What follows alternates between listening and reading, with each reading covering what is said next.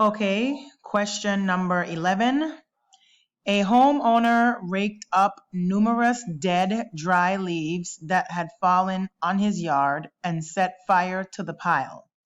Even though the wind was blowing at 15 to 20 miles per hour that day and a county ordinance made it unlawful to burn leaves on any day when the wind speed exceeded 10 miles per hour. After the homeowner went into his house, the wind whipped the burning leaves into the air and deposited some of them, still burning, on the wood shingled roof of a neighboring house, setting the house on fire. A driver was passing by and saw the burning roof of the neighbor's house. He pulled over, got out of his car, and ran across the street toward the neighbor's yard so that he could warn the occupants of the house. The driver was struck by a paramedic's vehicle just arriving in response to a telephone report of the fire.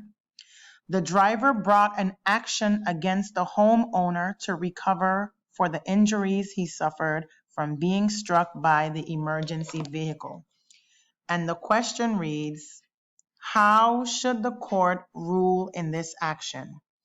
So we pretty much want to know, should the court rule in favor of the driver, or should the court rule in favor of the homeowner?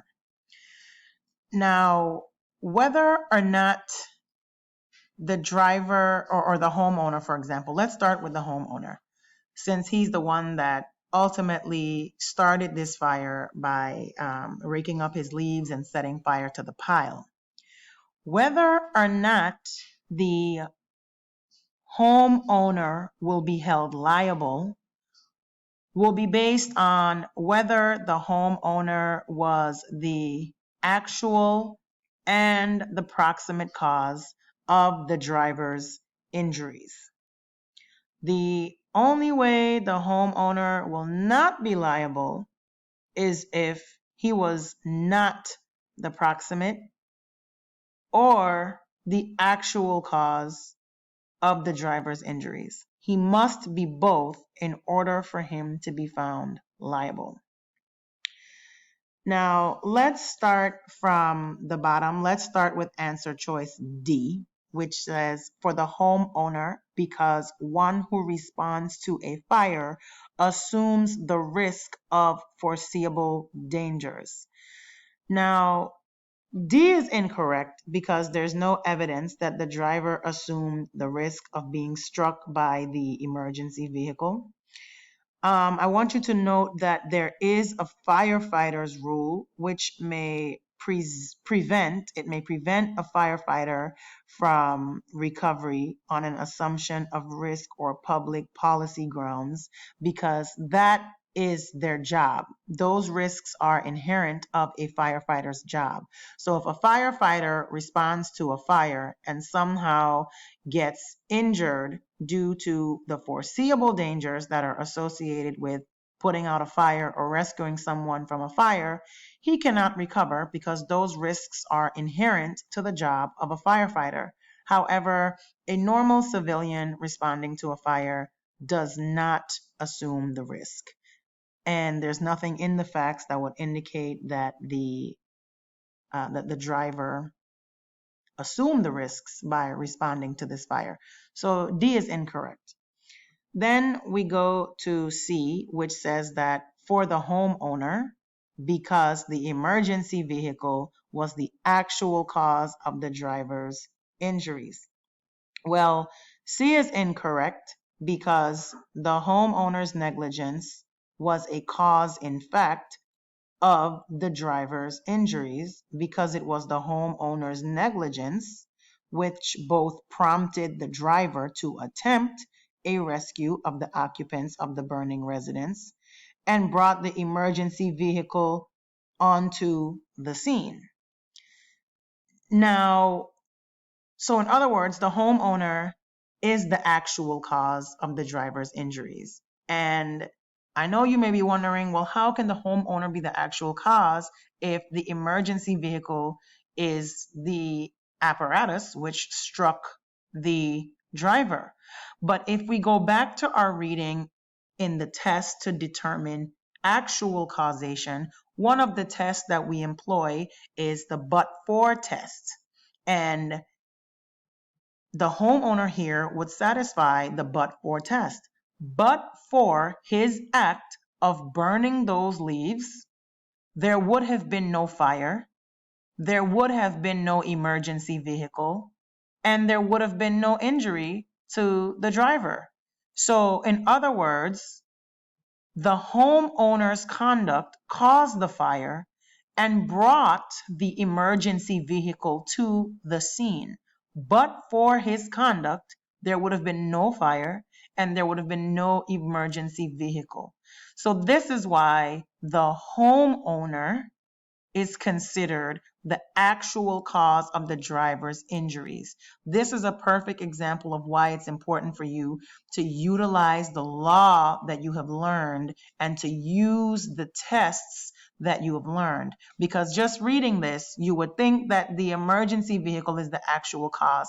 Well, no, the emergency vehicle may constitute an intervening cause, but based on the but-for test, which we use to determine actual causation, the homeowner is the actual cause of the driver's injuries. So answer choice C is incorrect. Answer choice B.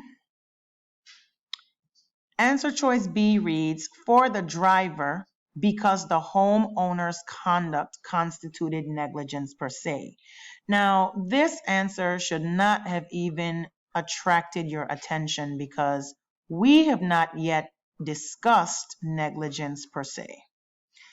So that answer really shouldn't have struck you as a correct answer because we never talked about negligence per se. But B is incorrect because the issue upon which the homeowner's liability to the driver turns is proximate cause. We are concerned about proximate cause. So negligence per se really has nothing to do with this question. We will get into negligence per se later on in the course, but it doesn't apply to this question. And then we turn to answer choice A, for the driver, because the homeowner's negligence was a proximate cause of the driver's injuries. This answer is correct. So we know that the court should rule for the driver. The homeowner's negligence in burning leaves during a period of relatively high winds resulted in a fire. And it is foreseeable that third persons will attempt to rescue the victims of the defendant's negligent acts. Now, to the extent that the emergency vehicle was an intervening force, it was a normal response responding to the fire, and therefore it was not unforeseeable. Thus, the homeowner's negligence was a proximate cause of the driver's injuries. So this is a perfect example of how foreseeability relates to proximate causation. If it's foreseeable, then it's very likely that there will be proximate causation. So hopefully that explanation was clear. The homeowner started this fire. It is foreseeable that if there's a fire, people are going to try to help, get the people out of the house whose house is burning down. It is foreseeable that if you start a fire, you're going to attract third persons who are going to try to help the victims of this fire. It is also foreseeable and a normal response for an emergency vehicle, paramedic vehicles, and things of that nature to come on the scene in response to this fire. It's a normal response. So while the truck, the paramedics truck is the one that actually hit the driver, it still falls on the homeowner under proximate causation because this is all foreseeable and natural consequences that flow as a result of the homeowners, the defendant's actions. So that is why A is the correct answer. Question number 12. One night when a man was very drunk, he took one of his rifles, loaded it, and fired a bullet through his front door. Unbeknownst to him, at the time he fired the rifle, someone was driving by the house. The bullet went through the front door, through the window of the car, and killed the driver. The shooter was convicted of murder and appeals. He contends that there was insufficient evidence to support a finding of murder. How should the Court of Appeals rule? Now, we know that for a finding of first-degree murder, there must be specific intent to commit the murder, and there must be premeditation and deliberation. None of those things are present under these facts. So we know that first-degree murder is off the table. However, second-degree murder, as we know from the other problem above that dealt with second-degree murder, we know that second-degree murder is not a specific intent crime. So you don't have to have the specific intent to kill someone to be charged with second-degree murder. As I've said before, the elements for second-degree murder are the unlawful killing of another human being with malice aforethought. And we've learned that malice aforethought can be shown through reckless, wanton behavior. Also evidenced by a disregard for a very high and unjustified substantial risk. Okay, so let's go through these answer choices. We have answer choice A, that the evidence is sufficient to prove that the killing was intentional. We know that that answer is wrong because we don't have facts to support that. Nothing in the facts tell us that this guy was shooting his rifle outside of his front door because he intended to kill anyone. So we know that any answer that has to do with intent is incorrect.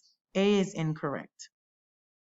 Let's go to answer choice C, that the evidence is insufficient because the shooter did not know that the driver was driving by his house, and therefore he could not have acted intentionally. Now, this answer is incorrect because the shooter did not have to know that the driver was driving by his house. And it doesn't matter whether he acted intentionally or not, because we've already established that for a finding of murder or second-degree murder, so just for all intents and purposes, murder and second-degree murder are the same thing. If you see murder, it's second-degree murder. If you see second-degree murder, it's second-degree murder. First-degree murder will always say first-degree murder. So if you don't see first-degree murder, assume that it's second-degree murder.